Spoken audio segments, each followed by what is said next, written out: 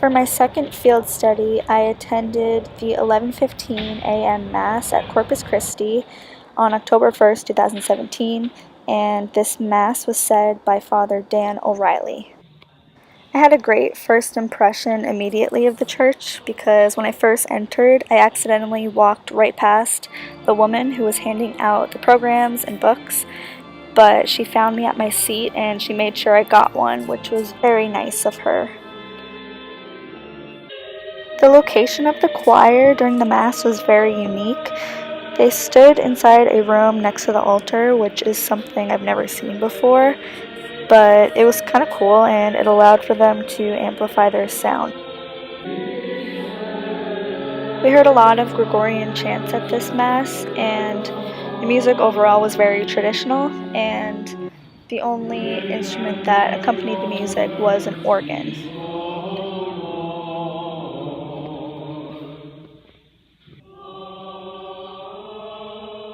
Something I really loved about this church was how active the congregation was. They proudly participated during every song, and that's really something I didn't see during my first field study at St. Patrick's.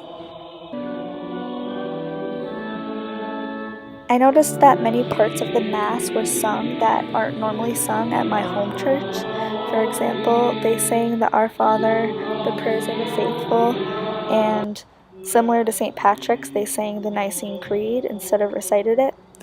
None of these are sung at my church at home, they're just simply recited, but I thought it was kind of cool that everyone in the congregation knew exactly how to sing everything, and they sang it in unison, and it really made the church have a more community feel.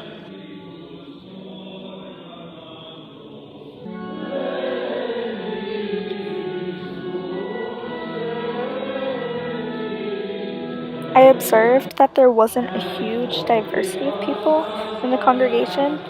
I did notice a predominantly Caucasian crowd, but that's not to say that there weren't people of other races. There was just definitely a noticeable imbalance, in my opinion.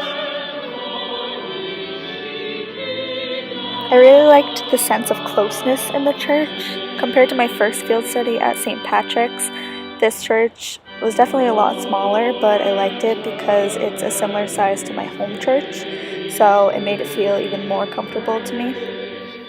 I talked to Father Dan after the Mass, and he was really nice and welcoming, and they even held a coffee hour immediately following the Mass with coffee and cookies, so there was definitely a close community there, which I really appreciated.